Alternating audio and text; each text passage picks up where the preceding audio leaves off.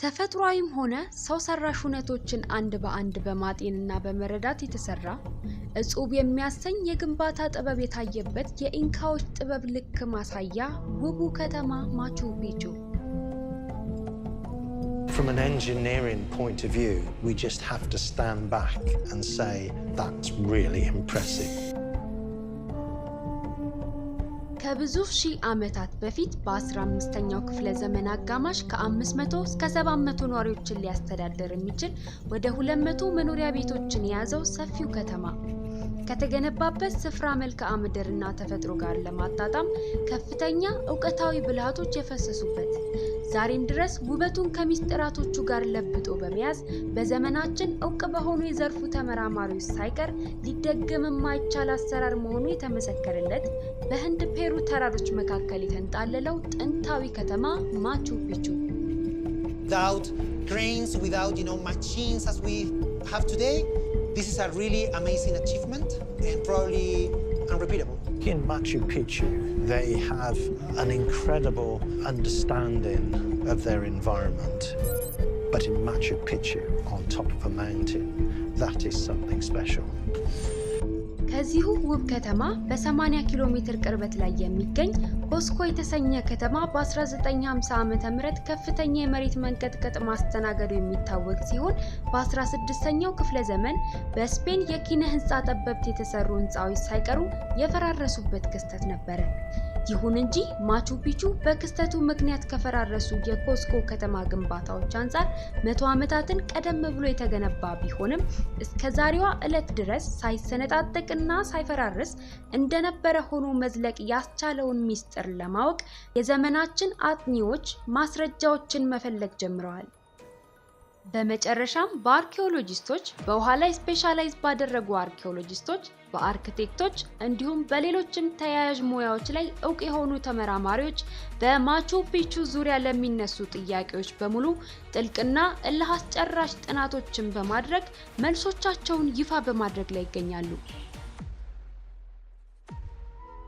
የተወደዳችሁ አድማጭ ተመልካቾቼ እንደምን አላችሁ? በዛሬው መሰናዷችን በዚህ ግሩም ጥንታዊ ከተማ ዙሪያ ስላሉ መረጃዎችና ማስረጃዎች እንዲሁም ሳይንቲስቶቹ ያደረጓቸውን አስደማሚ የጥናታዊ ጉዞዎች ሁሉ ለዕውቀትና ለተዝናኖት እንዲሆኑ አድርጌ ያዘጋጀውላችሁ መረጃ ማጋራችሁ ይሆናል። እናንተም ክቡራን ተመልካቾቼ ይህን መሰናዶ በብዙ ድካም ስላዘጋጀሁት ላይክ፣ ሼር እና ሰብስክራይብ በማድረግ ድጋፋችሁን እንድታሳዩኝ ጠይቃለሁ።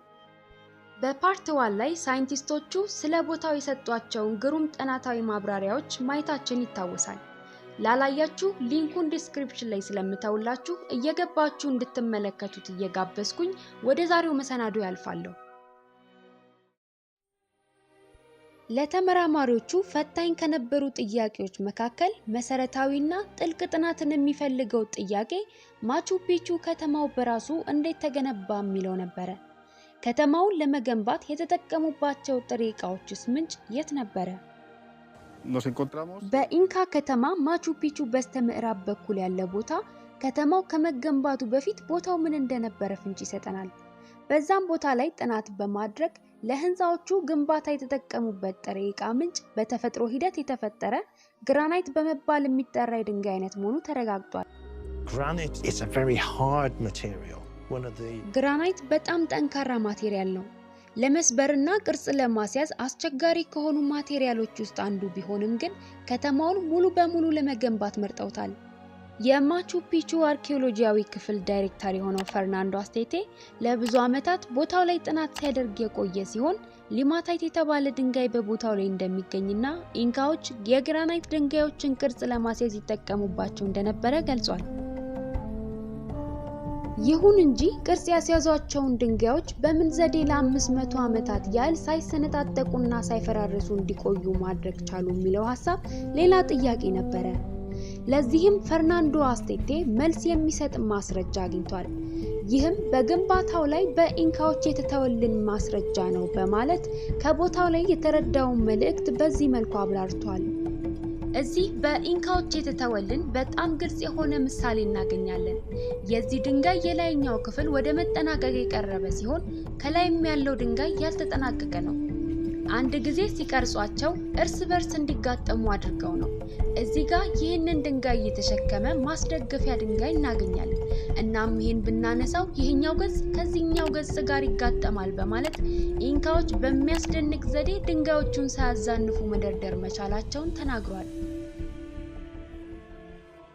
እናም አሁን በመሬት መንቀጥቀጥ ወቅት የኢንካ ህንፃዎች ከ10 ዓመታት በፊት ከተገነቡ ግንባታዎች አንፃር ይልቁኑ ተቋቁመው ማለፍ ይችላሉ። And now, in times of earthquake, it's the buildings of the Incas that survive rather than the buildings that were built 10 years ago. አርክቴክት አንድሪያ ዳስሚ የዚህን ከተማ ጥንካሬ ሚስጥር ለመረዳት ለዓመታት ጥናት በማድረግ መልሱን ማግኘት ችሏል። The first layer, በመጀመሪያው ንብብር አነስ ያሉ እንደ ክብ ቅርጽ ያላቸው ድንጋዮች አሉ። እናም ሐሳቡ እንደ ማንሸራተቻነት ለመጠቀም ነው። ስለዚህ ሁሉም በአንድ ላይ ከተንቀሳቀሱ መሰንጠቅ አይፈጠርም። የምድር መንቀጥቀጥ ቢፈጠር በእርግብግቢቱ ልክ እኩል አብረው ስለሚንቀሳቀሱ ሁሉም ድንጋዮች እርስ በእርስ እንዲደጋገፉ ይሆናሉ። እናም አንድ ላይ እንደ አንድ ኤሌመንት በመንቀሳቀስ መደርመስን መከላከል ችለዋል። በዚህ መልኩ የከተማውን ግንባታ ጥንካሬ ጥበብ ማወቅ ተቻለ። ይሁን እንጂ የሰው ልጆች በተራራ ጫፍ ላይ በዛን የሚያክል የከተማ ስፋት ዙሪያ የሚጠጡትን ውሃ ማግኘት ካልቻሉ ህይወታቸውን ለማስቀጠል አስቸጋሪ እንደሚሆን ይታወቃል። ታዲያ ለዚህስ የኢንካዎች መፍትሄ ምንድን ነበር? ይህን ጥያቄ መፍታት ደግሞ በውሃ ላይ ስፔሻላይዝ ባደረገች አርኪኦሎጂስት አሌሲያ ፈርናንዴስ ኃላፊነት ነበር። የኢንካ መሐንዲሶች በቦታው ላይ ከመስፈራቸው በፊት የአየር ጸባዩን ሁኔታ በሚገባ ማወቅ ነበረባቸው። እናም በቂ ውሃን ማዘዋወሪያ ምቹ መስመር እንዴት በከተማው ዙሪያ ሁሉ እንደሚዘረጉ በቂ ቅድም ነበራቸው። ስለዚህ የግንባታ ንድፍ ከመጀመራቸው በፊት የመጀመሪያ ስራቸው የነበረው የውሃ ምንጭ በአቅራቢያቸው ማግኘት ነበረ። ከ100 ዓመታት በላይ ሊያገለግላቸው የሚችል ምንጭ ከተራራው በስተ ምስራቅ አቅጣጫ 2458 ሜትር ከፍታ ላይ ያገኛሉ። ስለዚህ በዛ ዘመን በነበራቸው ዕውቀት ተመርተው የተራራውን ከፍታ ልዩነት በመጠቀም ቦይ ቦርቡረው በመላው ከተማቸው ዙሪያ ሁልጊዜ ለ24 ሰዓታት ያለ ማቋረጥ ንጹህ የሚጠጡትን ውሃ ማቅረብ ችለዋል በማለት አሌሲያ ጥናታዊ ድምዳሜዋን አብራርታለች። ለግብርና ስራቸው ግን ምንም የመስኖ ዘዴ ሳያስፈልጋቸው በቂ ዝናብ እንደሚያገኙና ተጨማሪ ግሩም ጥበቦችን በመጠቀም የግብርና ስራቸውን እንደሚያከናውኑ በክፍል 1 መርሃ ግብራችን በዝርዝር ተመልክተናል። ወረቀትም ሆነ ኪነ ህንፃዊ ፕላን አልነበራቸውም። ሁሉም ነገር በአእምሯቸው ንቃተ ህሊና ላይ ብቻ መሰረት ያደረገ ነበር። በእውነቱ ያለምንም የተጻፈም ሆነ የተሳለ እቅድ በህሊናቸው በመሳልና በማስተዋል ብቻ ከተማቸውን የገነቡ አርክቴክቶች ነበሩ። በትንሹ ተጀምሮ ከ10 ዓመታት በላይ በማቹ ፒቹ ከተማ ላይ አጥኚዎች ያለማቋረጥ ጥናት በማድረጋቸው በከተማ ውስጥ ያሉ መልእክቶች እንዲሁም ጥበቦች መገለጥ ችለዋል። ይሁን እንጂ ከዚህም በላይ መታወቅ ያለባቸው ብዙ ጉዳዮች እንዳሉ ተመራማሪዎቹ ይገልጻሉ። And there's still a lot of things that we do not understand fully. አጥኚዎቹ አላረፉም። በሚገርም ተነሳሽነትና ቆራጥነት ጥናታቸውን ዛሬም ቀጥለዋል።